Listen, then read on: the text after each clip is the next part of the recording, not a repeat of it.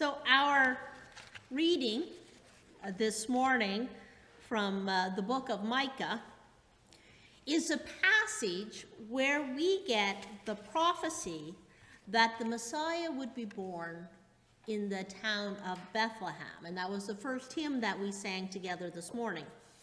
Bethlehem we know to be one of the wee clans of Judah and the birthplace of King David.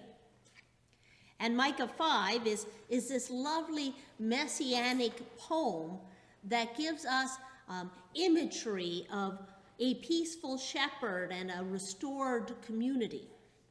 And thus, the prophecy that another great king like David would come from Bethlehem and restore the nation. Now here's the thing. Bethlehem was this little one-horse or one-camel town, and it's about 10 kilometers from the big city of Jerusalem. So it was pretty hard for people listening to Micah to get their head around or imagine that someone great would come from there and not from the big city. And so the prophet, he encounters a good bit of arrogant opposition to his pronouncement, especially when the prophecy is that this particular ruler is going to be less about military might than about diplomacy in order to bring about peace to the nation. Was it possible, people thought? Was it possible that great wisdom and strength could come through the grassroots of a nation rather than top down from the institutional preconception of the status quo? There was an arrogance and a disconnect in Micah's time that would eventually lead to the fall of Jerusalem and the exile in Babylon. So I was thinking about that this week. And I remembered something that I heard on the radio when I was down home a couple weeks ago. So I want to tell you this kind of funny little story about small town wisdom and big city arrogance. As you know, a couple weeks ago I did go down home. I flew to Nova Scotia to see my kids and to see my siblings before Christmas, and I was only there for a couple days. And as these things work out, even when you're only there for a couple days, you have to drive back and forth between everybody's house. So I spent a good bit of my days away sitting in a car driving between Bass River and Truro and Halifax. So it's about an hour and a quarter, hour and a half drive. So I'm driving from my sister's house in Bass River to my daughter's house in Halifax, and I'm listening to a local radio station. And I mean really local, because you couldn't even listen to it all the way into Halifax, just, around Bass River. So I'm listening to this station, and they're playing lovely Christmas music, and the DJ was introducing a song called Christmas in Cape Breton. And then he proceeded to tell a very lengthy story about his sister who lives in Cape Breton, who was traveling to Ontario, Upper Canada, nobody ever says Ontario, traveling to Upper Canada to spend Christmas with her son and his family. So the gist of this long story was that when the sister travels, the son is unable to go into the Toronto airport to pick up the sister because of the new COVID regulations. So the sister, when she lands in Toronto and gets her luggage, and she needs to phone the son, who would be parked nearby, to come and pick her up at the entrance. We've all done that. But there was a problem, you see. The sister didn't own a cell phone. And at this point, the DJ goes into this little bit of a tirade about Upper Canadians forcing people to buy cell phones just so they could visit their families. But there is this happy ending to this tale, because as this story unfolds, and it's a long story, I gotta tell you, the sister has a friend in her church group whose son sent her a cell phone from Alberta that she keeps in a box in the kitchen in case she has to drive to the mainland.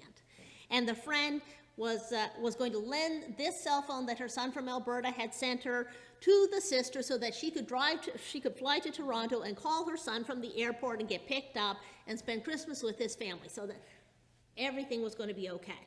So I find myself driving, and I'm having a really good laugh, because he's pretty serious as he's telling this whole story.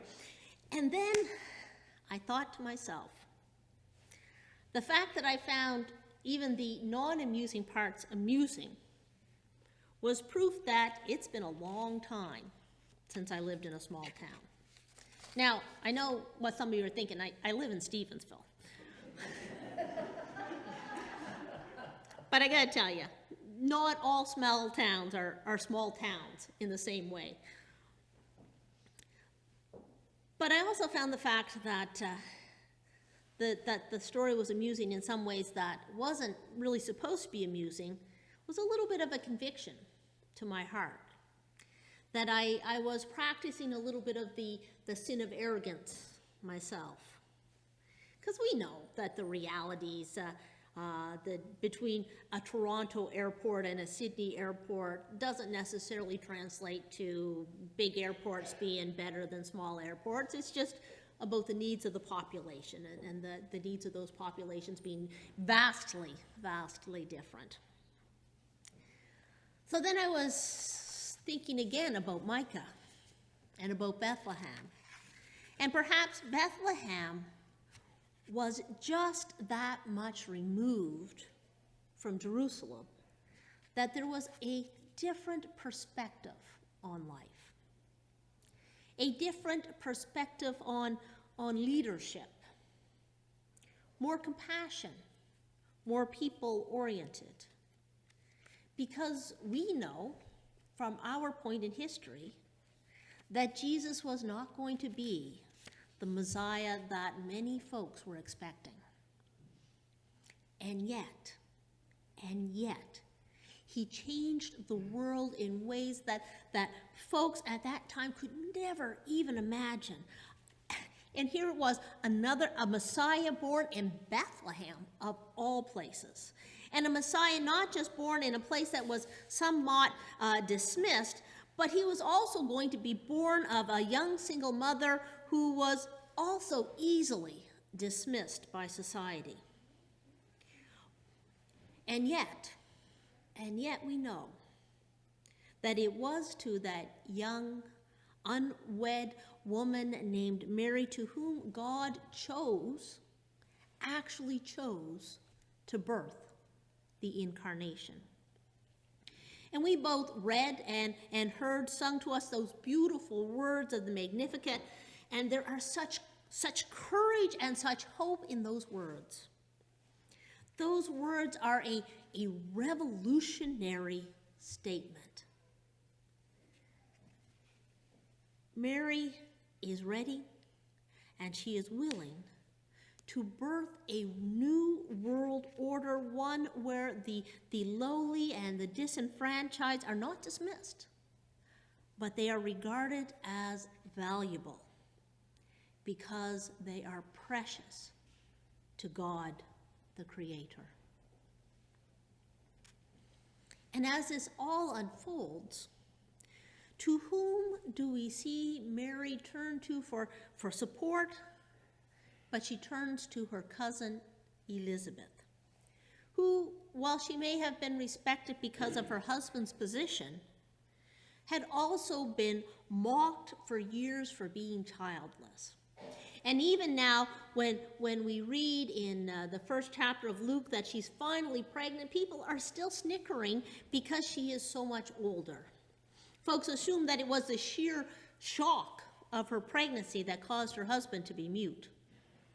But Elizabeth, she welcomes, opens her arms, opens her home, and she welcomes young Mary. And Elizabeth's baby just leaps for joy in her womb when pregnant Mary enters the room. And Elizabeth's baby, who we know will grow up to be John the Baptizer, will become the one, that voice in the wilderness crying out to make straight the ways of the Lord, as the prophet Isaiah prophesies. He would be the one who would baptize Jesus as Jesus began his own ministry. And these two women thought of as insignificant, are chosen by God to set in motion the greatest chapter of our salvation history. Salvation did not come from the halls of power and in the big city institutions. It came from those who were willing to put their lives in God's hands and say yes to God's plan. They had faith. They believed.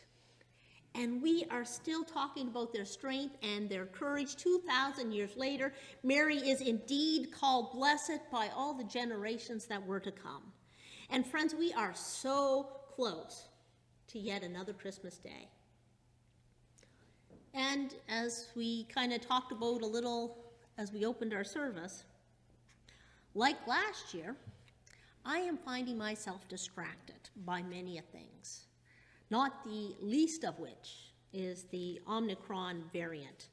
And how can we best protect folks here and keep the doors of our church open and the doors of our Embrace Center open, because we know that that is a vital ministry to many of the folks in the downtown. In my brain, I'm thinking that there are folks who are losing their housing. Well, news reports tell us that rents in Toronto and probably across the province are going to go up about 11% next year. Food prices are going up because of the flooding and the supply chain issues. There are people who are hurting. There are people who are grieving. There's loneliness and mental health issues. And I'm worried about my kids, and not just my kids, I'm worried about all the kids. And all these things, friends, are whirling around in my brain to the extent that the other day I had to pull my car over because my chest was this tight little ball. And I know that I'm not the only one who's having these moments. Many of us are having our own version of these overwhelming emotions. But in the midst of it all, I don't want to lose focus of the reality that the story of Christmas, the reason for this season that we do all of that, is about hope. The way that things are not necessarily the way things have to be. And so we sing out with Mary for justice, for compassion, for a better way of being. And we give ourselves over to the God of our salvation, and we welcome Jesus once again into our lives. And this Christmas, as Christians are transitioning from Advent to Christmas, we are bold, my friends. We are bold to proclaim, thanks be to God. Amen.